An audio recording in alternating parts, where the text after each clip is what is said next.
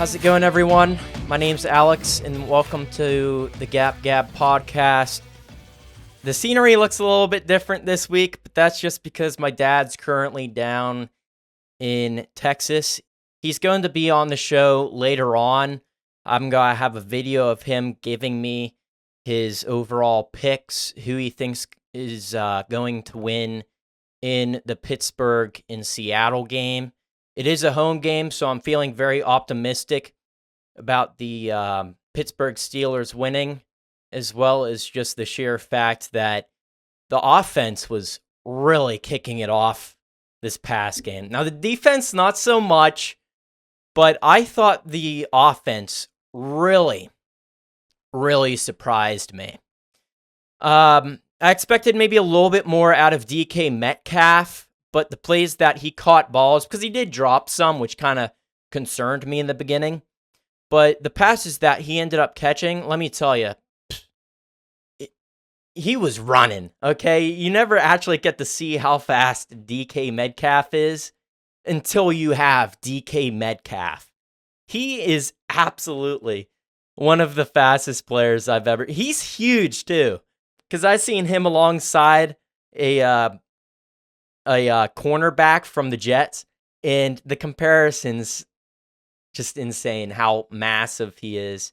So I'm really excited to see how they play against the Seattle Seahawks. I did see a little bit of what the Seahawks was doing up against the 49ers. Now, I do have to say, watching the Seahawks play this past week, I think it's pretty obvious that, you know, considering that the 49ers ended up getting rid of their overall kicker, that the 49ers wasn't a complete team in terms of offense.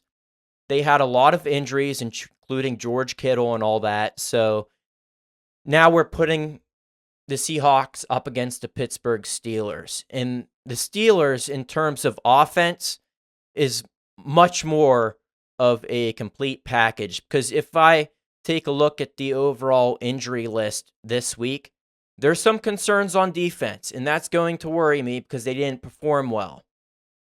But Derek Harmon is still going to be out. I don't know when he's coming back, but he still has that knee injury. He didn't even participate at all from Wednesday to Friday practices. Then you have Deshaun Elliott, didn't play at all, didn't practice whatsoever. They ended up picking up Peppers, and I'm really interested to see how he's going to perform. Never had the chance to actually see him play, but I looked into it, including asking my friend about him, and I heard enough to know that he is a very, he's an open book type of player. He can cover this position, that position. He could get sacks. He could get interceptions. Now, he is older, so whether or not he can still activate that prime mode is still in question. But I'm thinking that, you know, considering that Deshaun Elliott's out and they had to get someone to replace him, I'm thinking Deshaun Elliott's going to be gone for at least half the year. That's what I'm thinking, at least half the season. So I'm really curious to see how Peppers kind of builds up this defense, because they were struggling. And I think that's something that we have to take notice in, is that where is this defense from the Steelers? Last year, they started out very great, but then they kind of weakened up over time as you see the Steelers compete against these a lot more impactful and stronger teams. Playoff teams is all we had in the second half of last year. So to question, how will the Steelers defense, because let me tell you, the Jets wasn't supposed to be in question, something to worry about in terms of the Steelers defense, but they struggled. So it makes me question how it's going to compare for the Seahawks. And then Joey Porter Jr., and this is where it kind of concerns me. Not only do you have Deshaun Elliott, a safety, out, but now you have Joey Porter Jr., a cornerback, out. Now we have two people in the secondary that won't be playing. So it makes me question, how are they going to take advantage of this? how will the Seahawks take advantage in the secondary? I think they're going to throw the ball a lot more. I think they're going to try to expose the secondary. But at the same time, if I'm the Seahawks, let me just tell you, the Steelers, the defensive run game wasn't even showing. They were not showing out whatsoever. And honestly, this was always a problem with the Pittsburgh Steelers defense, is that they were really great at pressure. Secondary is kind of like iffy, more penalties than anything else in the secondary. But the run game was always a really huge concern to me. And you come into you come out of the offseason in hopes that these issues would be fixed, because these are things that needed to get corrected in the offseason. And this tells me that the solution was not solved. They still have an issue with the running defense on the Pittsburgh Steelers. Now, in terms of offense, there is no one injured on this list, actually. You got Calvin Anderson. He's an offensive tackle. He had an illness, so he was only out for one day, which was Wednesday, and he's a full participant for both Thursday and Friday. But besides that mild sickness or illness, the Steelers offense side of the ball is perfectly fine. And it comes down to how well the offensive line can keep Aaron Rodgers within that pocket. Because let me tell you, I'll just make this really straight and really clear, and everyone will agree with me. Something has to be done about Broderick Jones. And I'm not talking in the offseason. I'm saying if he continues this issue of allowing defensive players run past him, we have to get rid of him. And I'm not even going to, question that, because several pressures, several sacks over the past few years have been due to Broderick Jones. Now, granted, it seems like his issue in regards to penalties, it's only been one game, but it seems as if that's been cleaned up. But at the same time, we're seeing more sacks out of it, because you won't see these holds, but you don't see him playing good. So they have to do something in terms of fixing the Broderick Jones issue. They had him on the right. He was, not used to it. He was playing bad. Okay, that's an excuse. Now he's back on the left, where he originally started in college football, and he's still playing inconsistent. He still has these problems. So it really it no longer throws a question mark anymore. It throws in an exclamation mark. And now I'm sitting here saying Broderick Jones needs to be solved. And I can just straight up tell you, if you leave him in there, Aaron Rodgers is just going to get injured. He is going to get injured. And I would not be surprised if something will be done within, I'd say, around the time that they have a bye week. And I think it's in week 5 where they have that bye week. I'll search that up real quick. Look up the Steelers schedule. But I'm pretty sure, the bye week is in week 5. Let me know if you think that a week 5 bye week is just overall really early. I mean, it just 18 weeks and they have the bye week in week 5. Oof, that's got to be a really difficult second half of the year. Really, really difficult. But seeing how close this Jets game was, first of all, the offense, with as much sacks that the Steelers, got hit by on offense, they still played the ball great. Didn't like the third and longs. They had so many third and longs. They need to clean that up. It was very promising to see that the Steelers got a touchdown on the opening drive. That was satisfying. We haven't had that in years. We haven't had that in absolute years. So seeing that really got me excited. Seeing the first play be a sack scared me.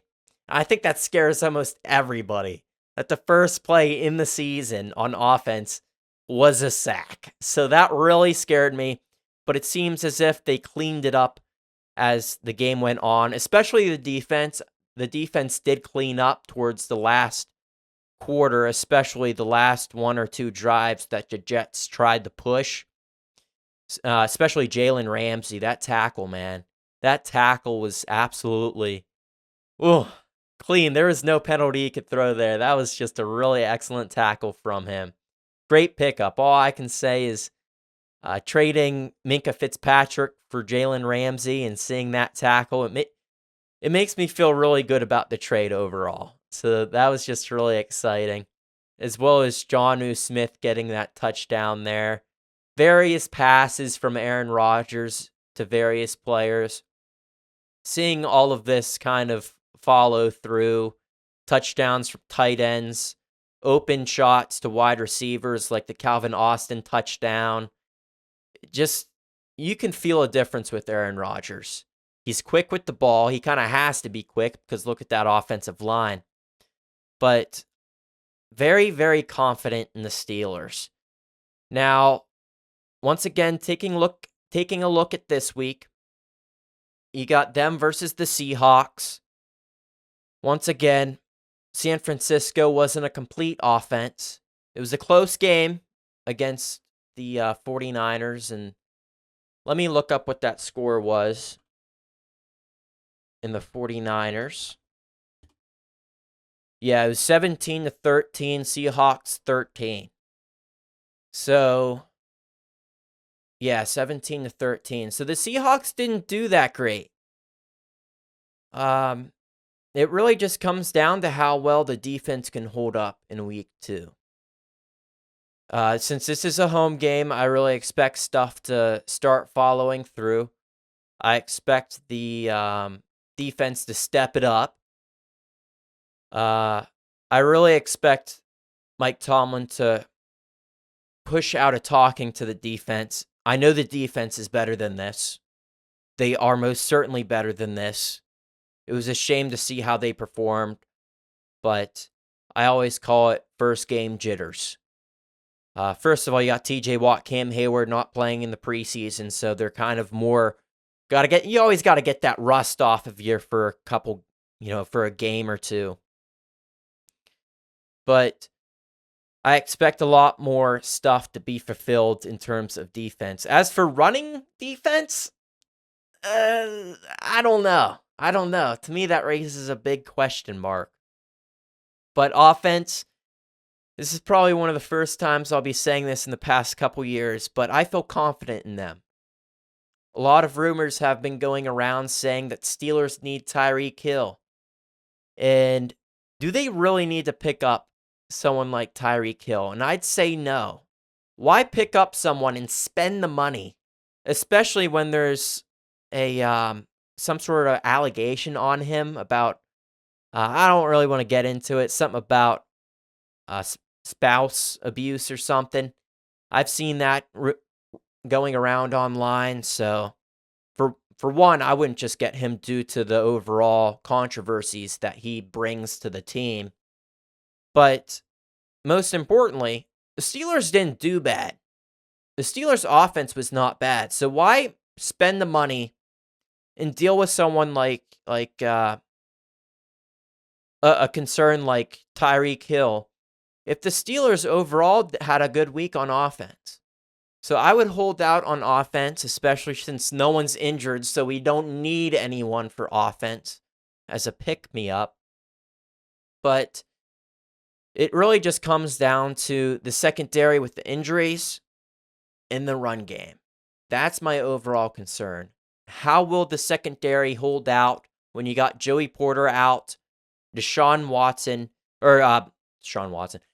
Elliott out, and then the run game? So it really makes me question there. Now, to take a look at the Seattle Seahawks, they have a safety out themselves. It was an ankle injury. And then Witherspoon. You got a cornerback here who is he has a knee injury, just like Derek Harmon, but he did not participate on Wednesday and Thursday. They did not. I do not see a Friday update on this injury report on the Steelers website, but it says that his status is doubtful coming into week 2. So, with all of this being said,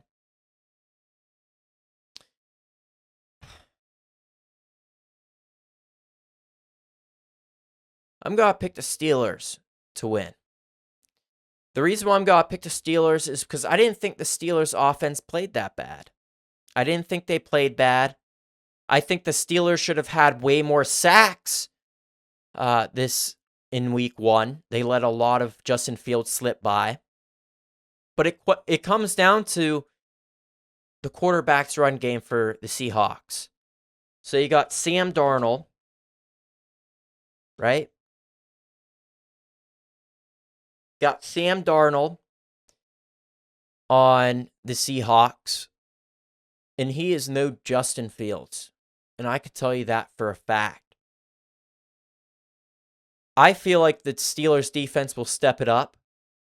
Now, whether or not the Sam Darnold's run game and escapability will just drastically show off here remains to be seen.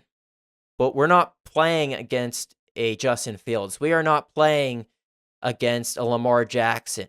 So I expect more sacks. I expect some more pressures. Even with Joey Porter and Deshaun Elliott out, I feel like the pressure that will be just put on Sam Darnold and the Seattle Seahawks offensive line will just be too much to overcome. So put a stamp on it. I'm going to think that the Steelers are going to win. And then I will send you over to my dad who sent in the video. He's going to give me his overall opinions of week 2 and who's going to win coming in out of this Steelers and Seahawks game. So take a listen. Thanks, Alex. I'll take it over from here. Hi, I'm Gary Petrie. I'm actually down in Houston, Texas. I'm actually in Katy, Texas, which is about 45 minutes from Houston. And I'm here to kind of just go over the game a little bit. What I see is the Seattle game is we have some opportunities in this, but we also may miss those opportunities with the way we've been playing. Offensively, I think we'll be able to put some big numbers up. Seattle's really hurting in their secondary. They have a player that's going to be out with a knee injury, and that's in the he is a cornerback.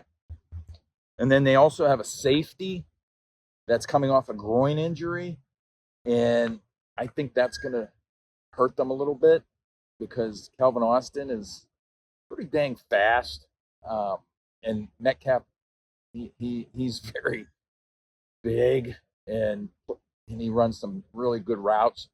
So I see our receivers really having a big day, and I know that they're going to utilize their tight ends, Steelers. So I believe that Rodgers is going to put some really big numbers up. Where we're going to be hurting is both defensively and offensively with the run. Go over offense first. There's been no spark. There's nothing that I saw that would indicate that we're going to have a really, really good running game. Even though I think through the air we're going to chew them up. There's no doubt about it. I don't see that being an issue with throwing the ball. Now, defensively, we've really we have the highest paid defense in the NFL, and it seems like we can't stop the run. It's just terrible. We last 5 games of last year plus the playoffs, and this first game, we didn't do very good. So I don't see that changing at all. So I think that we're going to have a really, really tough time stopping the run. And they actually have a fairly decent run game. So I just don't see us doing very well there. And if they can control time of possession, that's going to hurt us. So this is going to be a much closer game, I think, than I don't know what anybody else is saying, but I think it's going to be a close game. I think it's going to be a high scoring game. I also think it's going to be real close. And that's unfortunate because the Steelers have the firepower. They have a good amount of talent.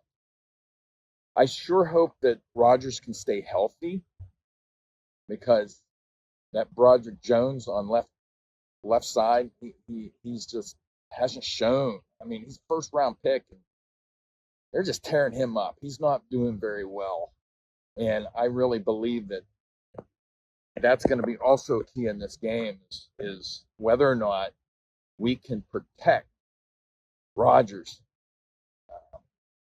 He needs to make quicker decisions, can't hold on that ball because our offense isn't stopping anybody. I mean, they sacked him a few times last week, got to him, pressured him. And I don't see that, changing in this game. The only highlight in this game is I believe they're playing in Pittsburgh, but over recent years, they haven't played very well at home. We're not like, we're not like some of these other teams that play at home, like Green Bay. Green Bay chews up at home. But I just don't see us, that being a factor, whether or not we have home field advantage. Sometimes we actually play better on the road. But I do believe that this score is going to be fairly large. I think that the Steelers will score in the upper 30s. I think that they're going to be probably around 38 points. And I believe that Seattle's not going to be that far behind. They may actually beat us, but I'm going to pick the Steelers. I think it's going to be 38-32. So we'll see what happens there. But I think it all depends on whether they can get to Rodgers and whether or not we can stop the run. We can't keep our defense out there too long. That's going to hurt us. It's going to hurt us in points, and it's going to hurt us in time of possession, which is really a key here. We haven't had time of possession in a while, and that's because we don't have a run game, and we can't stop the run. Two biggest factors. Those are the two biggest factors, and we can't do either of those things. But that's about it. Alex, I'm down here on vacation, seeing my granddaughter, which is my oldest daughter. So her kid, and so I'm down here to see my grandson too. But I just want to send it back to you, Alex, and let's hope for the best tomorrow. Thanks. So it seems like my dad and I are going to be in the same boat. We both think that the Pittsburgh Steelers are going to win, but personally, in my opinion, just by looking at the full picture, I think it just comes down to chess moves and overall who has the overall advantage. And how can you not think the Pittsburgh Steelers? It's the home opener for the Steelers, so they're going to have all of this momentum in terms of just the atmosphere. The defense will probably step it up, especially considering the fact that we're not playing against Justin Fields or any sort of running quarterback like such. And then just the offense. I expect the offense to continue slinging it. Now, the run defense and the run offense, just running in general, big question mark. I'm really concerned about that. But overall, I expect a complete Pittsburgh Steelers delivery coming in the week 2. All right, guys. So I'm just going to end out in prayer. There's been stuff that's been going on this week. Stuff going on in the U.S. regarding Charlie Kirk. So I'll be praying about his family, and then I'll also be praying for the overall players like I always do, because I think it's important to pray about the upcoming week. A lot of people are traveling, and a lot of people could very well get injured. So I'll just be praying for those couple things and call it a episode. So let me lower this real quick.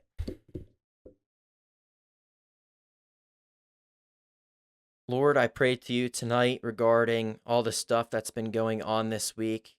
I want to pray for the players and just the teams traveling across the country. I pray that they drive from location A to location B very safe and sound. I pray for the Seattle Seahawks as they travel all the way across the country, coming into Pennsylvania, Lord, and the Pittsburgh.